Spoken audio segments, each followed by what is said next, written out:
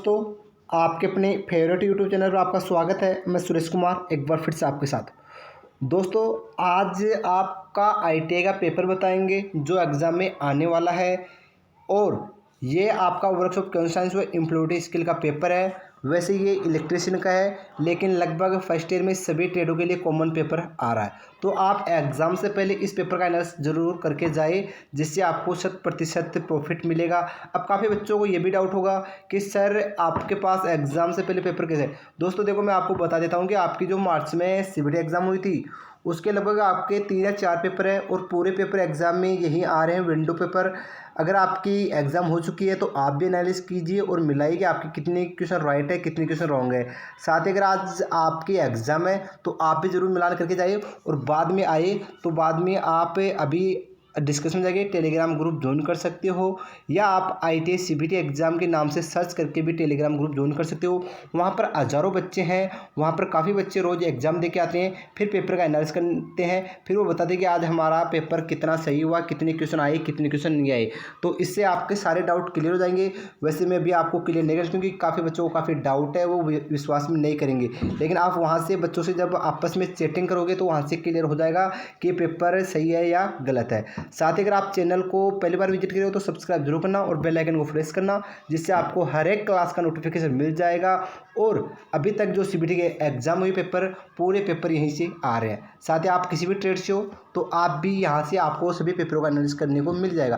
फिर भी अगर किसी बच्चे को नहीं मिलता है तो आप हमें कमेंट कर सकते हो, या टेलीग्राम ग्रुप पर चैटिंग करके भी आप बता सकते हो। तो स्टार्ट करें, ज़्यादा वक्त खराब ना करें।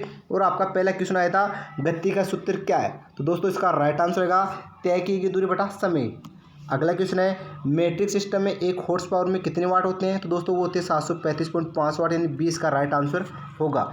अगला क्वेश्चन है दोस्तों, यदि 250 न्यूटन बल के किसी वस्तु पर कार्य करता है और वह वस्तु 15 मीटर की दूरी तक चलती है तो कार्य होता है। दोस्तों इसका राइट आंसर आएगा 3750, राइट आंसर डी।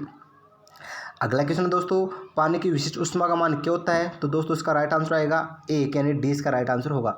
अगला क्वेश्चन है, 1 ग्राम पानी में 1 डिग्री सेंटीग्रेड तापमान बढ़ाने के लिए आवश्यक ऊष्मा की मात्रा को क्या कहते हैं। तो दोस्तों उसे कहते हैं हम कैलोरी, राइट आंसर बी। अगला क्वेश्चन है दोस्तों, ऊष्मा को मापने के लिए किस उपकरण का उपयोग किया जाता है। तो दोस्तों इसका राइट आंसर आएगा कैलोरी मीटर। अगला क्वेश्चन है, यदि एक रोड 20 डिग्री सेंटीग्रेड पर 100 मीटर लंबा और 100 डिग्री सेंटीग्रेड पर 100.14 मीटर लंबा पाया जाता है तो उसका रेखीय प्रसार गुणांक क्या होगा। तो दोस्तों इसका राइट आंसर होगा 1.75 × 10⁻⁻5 प्रति डिग्री सेंटीग्रेड, यानी 20 का राइट आंसर होगा। अगला क्वेश्चन है, एक वर्ग जिसकी भुजा 18 सेमी है तो उसका क्षेत्रफल क्या होगा। तो दोस्तों इसका राइट आंसर आएगा डी, यानी 324 सेमी स्क्वायर। अगला क्वेश्चन है, 12, 18, 6, 36 का एलसीएम कितना होता है। तो दोस्तों इसका राइट आंसर आएगा 18, यानी 20 का सी इसका राइट आंसर आएगा, यानी 36। अगला क्वेश्चन है, साइन थीटा किसके बराबर होता है। तो दोस्तों राइट आंसर आएगा विपरीत भुजा बटा कर्ण, यानी ए। अगला क्वेश्चन है, 529 का वर्गमूल क्या है। दोस्तों इसका राइट आंसर आएगा 23, यानी बी। अगला क्वेश्चन है, इनमें से अधातु कौन सी है। तो दोस्तों इसका राइट आंसर आएगा आपका ग्रेफाइट।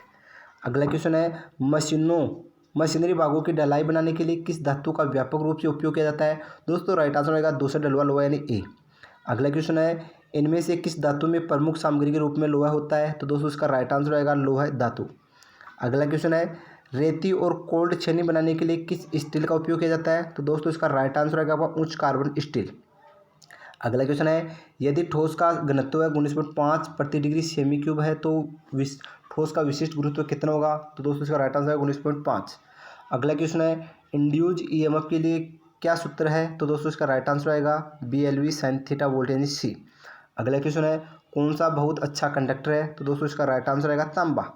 अगला क्वेश्चन है, कितने पावर की आवश्यकता होगी अगर धारा 0.455 है और R 484 है तो P का मान कितना होगा। तो दोस्तों इसका राइट आंसर आएगा 100.2 वाट। अगला क्वेश्चन है, एक साधारण मशीन का वेग अनुपात में यांत्रिक लाभ का अनुपात क्या है। दोस्तों राइट आंसर आएगा इसका एफिशिएंसी। अगला क्वेश्चन है, अब एम्प्लॉयबिलिटी स्किल के क्वेश्चन स्टार्ट होने के सर से 60 तक आपके वर्कशॉप कंप्यूटर साइंस के क्वेश्चन थे। अगला क्वेश्चन है, एक रिज्यूम खालिस्तान होता है। दोस्तों वो होता है छोटा और सटीक। अगला क्वेश्चन है, कोडेन नंबर कौन सा है। तो दोस्तों इसमें 10 नंबर है ए, तो ए इसका राइट आंसर होगा। अगला क्वेश्चन है, निम्न स्तरीय भाषा को खालिस्तान भी कहा जाता है। तो दोस्तों इसका राइट आंसर आएगा आपका मशीनी भाषा। अगला क्वेश्चन है दोस्तों आपका, किसी कार्य में किए जाने वाले कर्तव्य और जिम्मेदारियों का लिखित विवरण खालिस्तान कहा जाता है। राइट आंसर आएगा दोस्तों नौकरी का विवरण। अगला क्वेश्चन है, कंप्यूटर प्रणाली में खालिस्तान होते हैं। दोस्तों इसका राइट आंसर है हार्डवेयर तथा सॉफ्टवेयर। अगला क्वेश्चन है, एक ईमेल में आप प्राप्तकर्ता का ईमेल एड्रेस कहाँ जोड़ेंगे जिसमें आप ईमेल कॉपी भेजना चाहते हैं। दोस्तों राइट आंसर आएगा सीसी। अगला क्वेश्चन है, सीपीयू से तात्पर्य क्या है। तो दोस्तों इसका राइट आंसर आएगा बी यानी सेंट्रल प्रोसेसिंग यूनिट। अगला क्वेश्चन है, एक्सेल में किसी रो और कॉलम में इंटरसेक्शन को खालिस्तान कहा जाता है। तो दोस्तों उसे हम कहते हैं सेल। अगला क्वेश्चन है, आनंद प्राप्त करने के लिए केवल गाने सुनना खालिस्तान के अंतर्गत आते हैं। दोस्तों इसका राइट आंसर आएगा प्रसन्नतात्मक लिसनिंग। अगला क्वेश्चन है, मानव प्रयासों में ही सही और गलत के अध्ययन को कहा जाता है। दोस्तों राइट आंसर आएगा आपका सेल्फ एथिक्स यानी सी का राइट आंसर आएगा। अगला क्वेश्चन है, एक व्यक्ति जो व्यवसाय की शुरुआत से जुड़ा है उसे खालिस्तान कहा जाता है। तो दोस्तों उसे उद्यमी कहेंगे यानी बी राइट आंसर। अगला क्वेश्चन है, कौन सा एक वेब आधारित लेखांकन है। दोस्तों इसका राइट आंसर आएगा आपका टैली। अगला क्वेश्चन है, माल के उत्पादन में लगे उद्यमों को खालिस्तान के नाम से जाना जाता है। दोस्तों राइट आंसर होगा विनिर्माण उद्यम। अगला क्वेश्चन है, कम उत्पादन से खालिस्तान होता है। दोस्तों इसका राइट आंसर आएगा आपका प्रति व्यक्ति जीडीपी में कमी। अगला क्वेश्चन है, एक आदमी प्रेरित खतरों में से कौन सा है। तो दोस्तों इसका राइट आंसर होगा भूस्खलन। अगला क्वेश्चन है, उनके पर्यावरण के संबंध में जीवित चीज़ों के अध्ययन को कहा जाता है। तो दोस्तों इसका राइट आंसर आएगा आपका परिस्थितिकी यानी सी।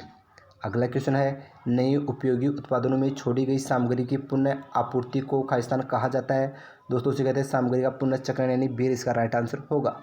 अगला क्वेश्चन है, ILO का विस्तार रूप क्या है। दोस्तों इसका राइट आंसर आएगा ए। अगला क्वेश्चन है, फिश बोन चार्ट को खालिस्तान भी कहा जाता है। तो दोस्तों इसका राइट आंसर आएगा कारण और प्रभाव। अगला क्वेश्चन है दोस्तों, और क्वेश्चन क्या है, KAIZN का अर्थ क्या है। तो दोस्तों इसका राइट आंसर होगा आपका निरंतर सुधार। तो दोस्तों पूरा पेपर का एनालिसिस हो चुका है। तो आज के लिए बस इतना ही। अगर वीडियो आपको अच्छा लगा तो इसको लाइक और शेयर करना। अगर आपके एग्जाम में ये पेपर आता है तो अपने दोस्तों के साथ शेयर जरूर करना। तो थैंक यू दोस्तों, आज के लिए बस इतना ही।